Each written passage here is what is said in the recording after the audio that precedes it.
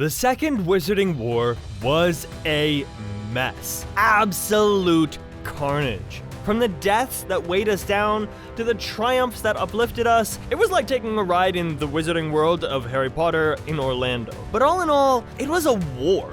It took more from us than it gave back. I'm sure I don't need to remind you of that. So, the question that pops up in our heads is whether it could have all been avoided.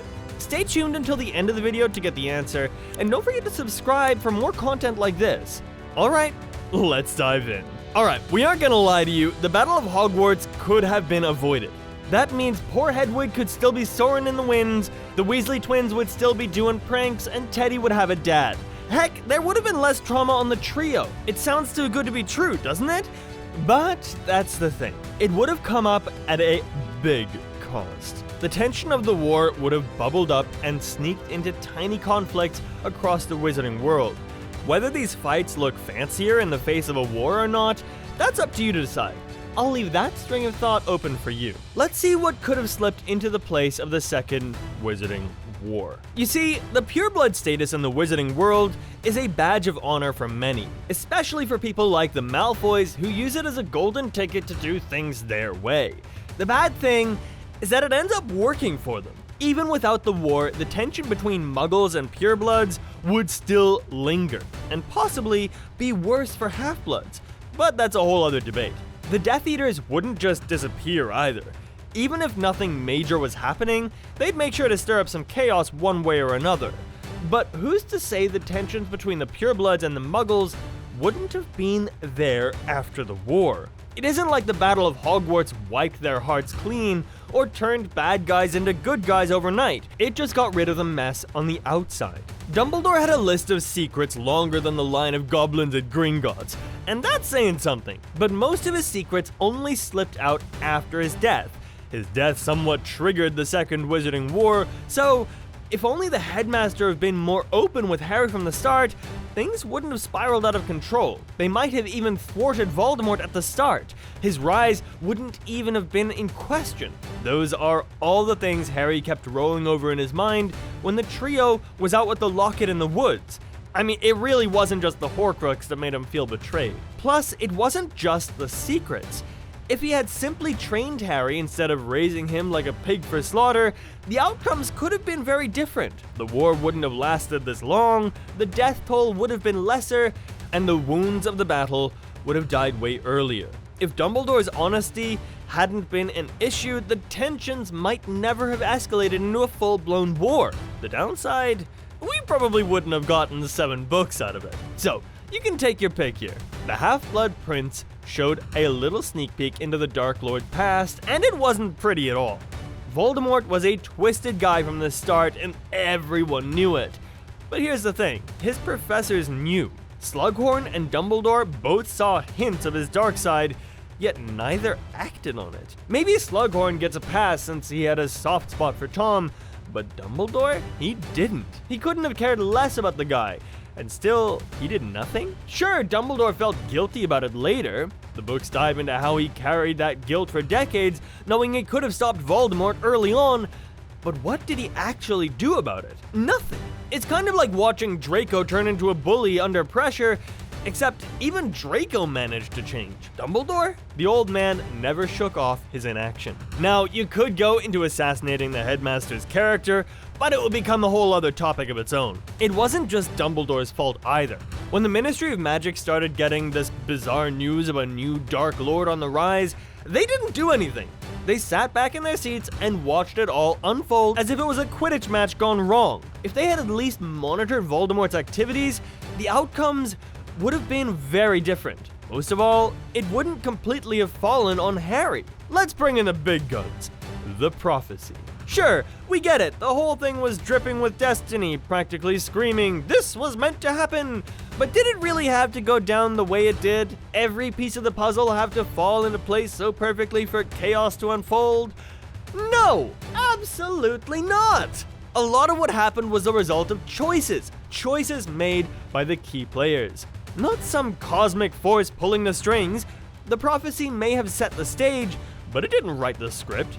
That part was up to them. All Dumbledore had to do was keep quiet when he heard about the prophecy. If he had, things could have turned out very differently. Without the prophecy reaching Voldemort, there's a good chance he wouldn't have been so fixated on hunting down a child. His mortality was in question. You can bet he would act on it. He was out there making Horcruxes, for God's sake. But let's suppose the prophecy still leaked out and Voldemort got to know all about it. Couldn't it have been tackled earlier, without sending a young boy unprepared into the woods? Sounds like something the great wizards of the Ministry of Magic could have easily handled. I mean, they were just too cowardly to do it. The Ministry of Magic didn't only have saints working for it. In fact, most of the people working for the Ministry were polar opposites of saints. But even then, the Ministry of Magic could have been more proactive when it came to battling the Death Eaters. They didn't have to believe that Voldemort was back.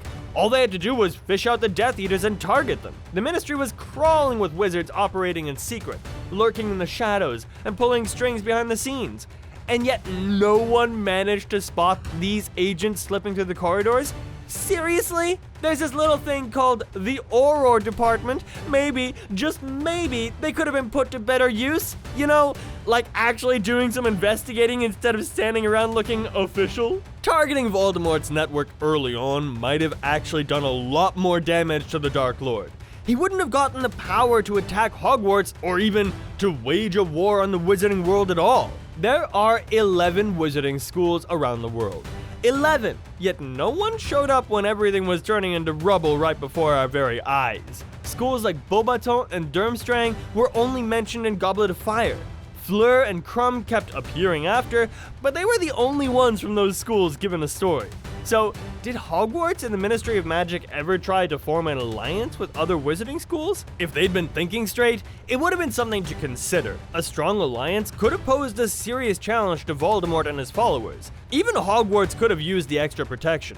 Sure, it was rebuilt and renovated after the Battle of Hogwarts, but it didn't have to spiral out of control like that in the first place. The Muggles were at the butt of a war that they didn't even start. Nobody even warned them about it. Yes, we saw something happen between Kingsley and the Prime Minister, but that was about it. If there was less fear of contacting the Muggles for help and more eagerness to form an alliance, things would have been very different. Now, we don't mean exposing the wizarding world to Muggles, but they could have put the word around about some criminals at large. This way, the network of Death Eaters wouldn't have thrived in secret.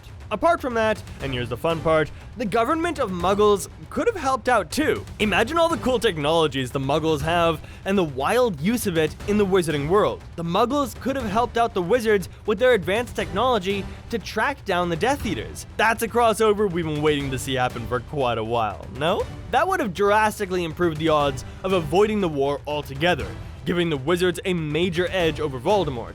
Of course, that is, if Voldemort and his gang of troublemakers hadn't gotten there first. Honestly, even this scenario would have been a better outcome than the cursed child. And it's not like people wouldn't have volunteered to interact with Muggles. Arthur would have led the whole project willingly. If you like this theory, please subscribe to the channel. We've got a lot more coming in for you. There isn't much known about the First Wizarding War, but what we do know is that there was simply too many leaks that went unmonitored. Take the Death Eaters, for example. A lot of them just somehow convinced the Ministry of Magic and the big courtroom that they were under the Imperius Curse. They claimed that they never acted out of will, so they were never given punishment and were allowed to roam the streets freely? This little mistake cost the wizarding world a lot of unnecessary drama. Ever heard about Veritaserum, folks? Apart from the sly network of dark wizards, there was also the matter of Voldemort.